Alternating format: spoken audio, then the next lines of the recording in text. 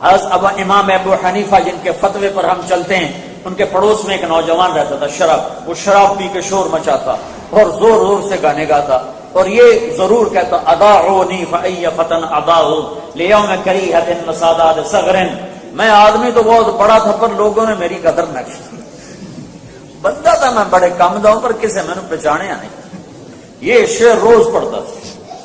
ایک دن وہ شراب پی کے شور مچا رہا تھا تو باہر سے پولیس افسر گزرا، اس نے دیکھا کہ ابو حنیفہ کا پڑوسی اور یہ آپ، اس نے گرفتار کر کے جیل ڈال دی۔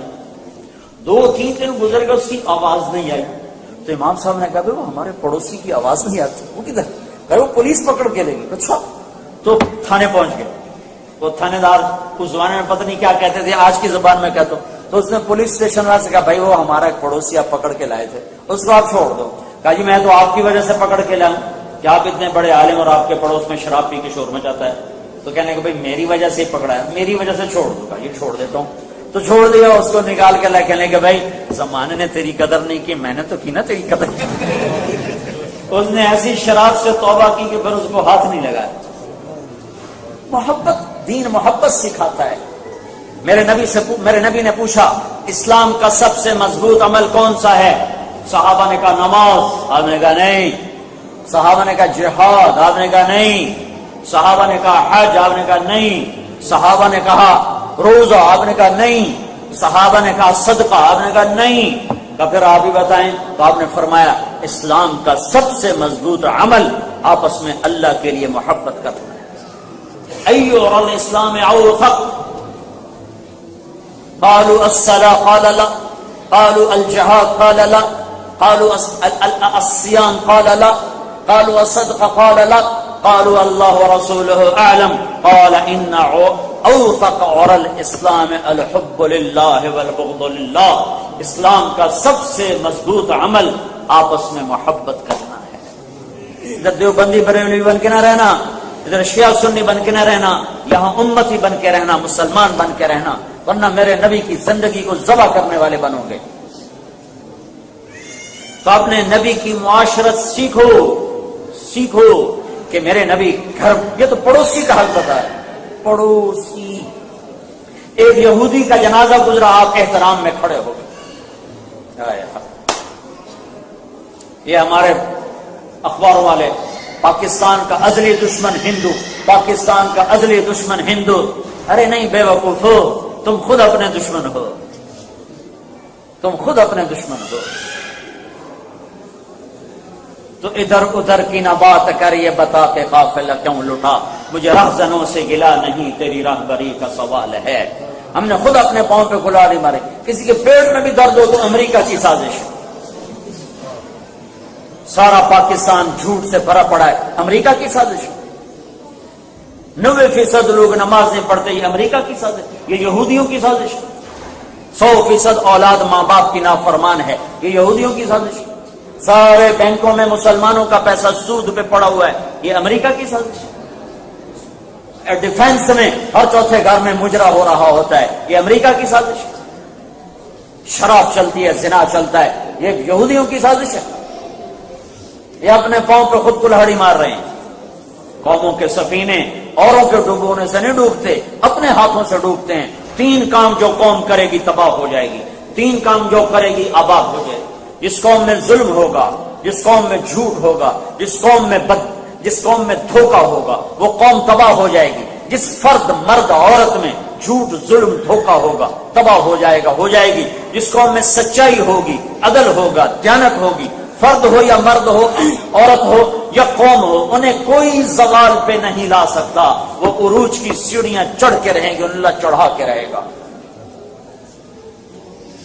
میرا مسلمان بھائی بہن ظلم میں لتھڑا ہوا ہے، جھوٹ میں کالا ہو چکا ہے، دھوکے دینے کو تجارت سمجھتا ہے۔ میں کیسے کہوں کہ یہودی کی سازش ہے، امریکہ کی سازش ہے؟ میرے اپنے ہاتھوں کی کمائی ہے۔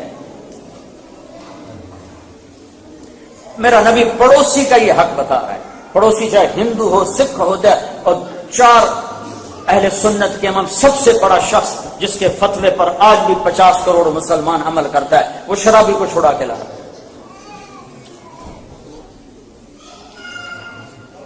میرا دین نفرت نہیں سکھاتا۔ جب پڑوسی کے ساتھ یہ حال ہے تو ماں باپ کے ساتھ کیا ہوگا، بھی بچوں کے ساتھ کیا ہوگا۔ میرے نبی نے فرمایا اگر میری ماں زندہ ہوتی تو لوگ دیکھتے میں عشاء کی نماز پہ مصلی پر ہوتا اور میں سورۃ فاتحہ پڑھ رہا تھا اور ادھر سے میری ماں کہتی محمد، تو میں اس کے لیے نماز توڑ دیتا۔ یہ زندگی نبی سکھائے گا، اس کے لیے مدرسے قائم کرو جو تمہارے بچوں کو دین سکھائیں۔ پھر اپنے پاؤں پہ کھڑا ہونے کے لیے تمہیں دنیاوی علم کی ضرورت ہے، اس کے لیے اپنے اسکول بناؤ جس میں تمہارا اپنا اسلامی ماحول ہو، تو تمہارے گھر میں ایمان کی فضا ہو۔ اس کے لیے تبلیغ میں نکلو تاکہ تمہیں پتہ چلے کہ زندگی گزارنے کے آداب کیا ہیں، طریقے کیا ہیں، سلیقہ کیا ہے۔ آپ نے فرمایا عمر، کس کو کہہ رہے ہیں عمر، کس کو کہہ رہے ہیں علی، علی عمر، مقرب ترین صحابہ۔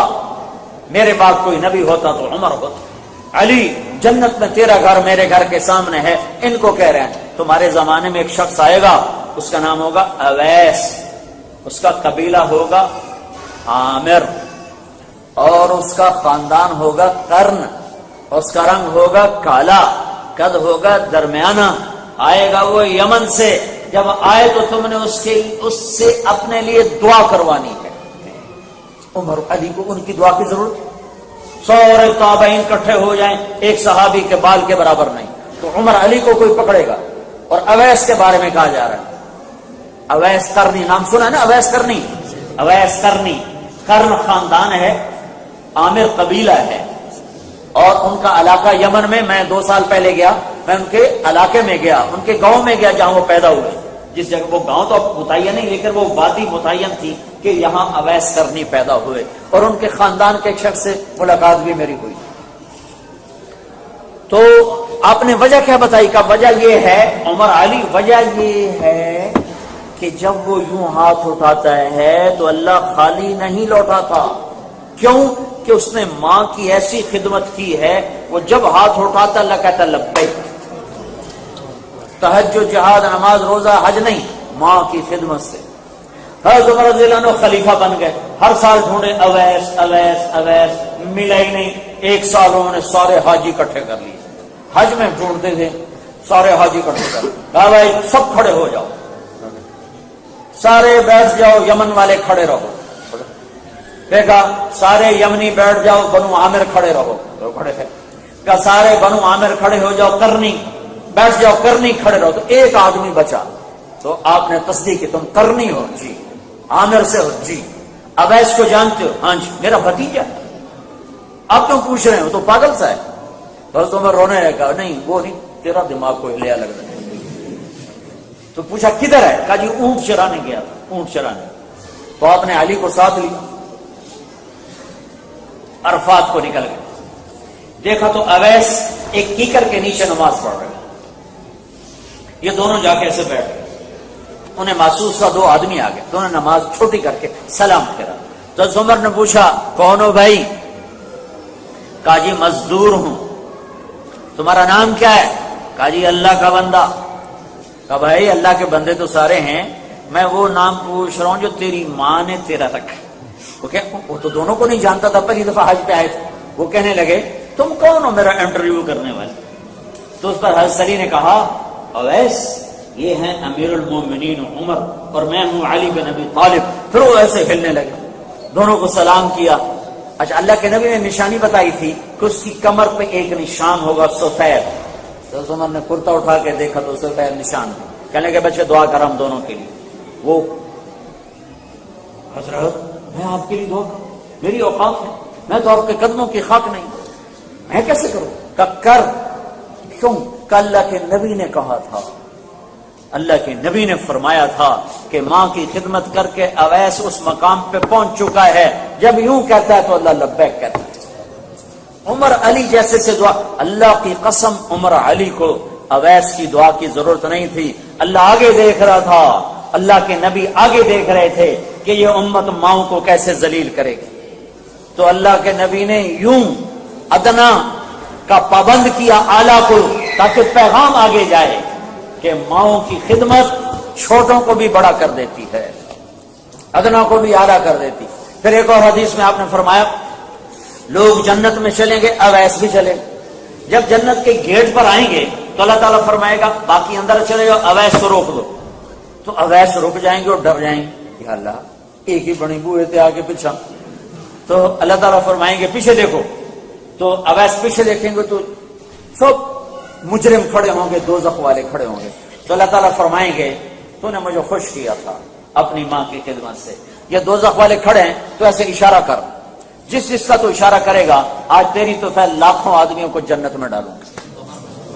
پیچھے کیا ہے؟ وَقَضَىٰ رَبُّكَ أَلَّا تَعْبُدُوا إِلَّا إِيَّاهُ وَبِالْوَالِدَيْنِ إِحْسَانًا، کیا زندگی بتائی۔ اما يبلغن عندك الكبر احدهما او كلاهما فلا تقل لهما اف ولا تنهرهما وقل لهما قولا كريما واخفض لهما جناح الذل من الرحمة وقل رب ارحمهما كما ربياني صغيرا۔ کیا میرے رب نے ماں باپ کا حق بتایا۔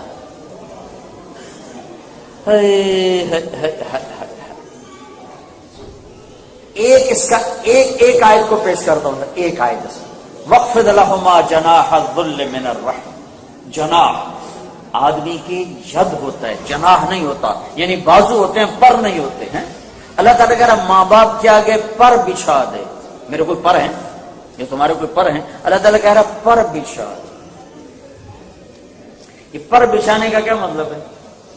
میں جب کالج پڑھتا تھا، اسکول پڑھتا تھا جب میں، تو جب ہم گھر واپس جاتے تو ہمارے گھر کے قریب جنگل تھا، راوی کے کنارے ہم رہنے والے تھے، تو جنگل تھا، جنگل میں ہم شکار کھیلنے جاتے، اپنے ساتھ آٹا، دال، گھی، نمک، نوکر چاکر ہر شے لے کر وہاں جا کے ہم، ایک ہمارا وہاں چاچا سردار ہوتا تھا، اس کا ایک کوٹھا ہم قبضے میں کر لیتے، ہفتہ 10 دن وہاں پڑے رہتے، شکار کھیلتے، تیتر کا شکار ہوتا تھا۔ تیتر کو جب یہ آیت میں کسی تفسیر سے نہیں پڑھ کے بتا رہا، کسی تفسیر میں یہ لکھا بھی نہیں ہے، یہ وہ جو میری زندگی میں ایک تھوڑا سا وقت گزرا ہے وہاں سے میں نے اس آیت کو اخذ کیا ہے کہ جب ہم اس کو فائر کرتے تھے نا تو وہ تھوڑا سا اڑتا تھا پھر گرتا تھا تو یوں اپنے پر پھیلا دیتا تھا اور سر یوں کر دیتا، ٹانگیں پیچھے چلی جاتی تھی اور گویا کہہ رہا تھا جی ہن مینو کو چھڈو، ہن میرا بس کوئی، وہ بھاویں کباب بناؤ تو بھاویں بھون کے کھاؤ۔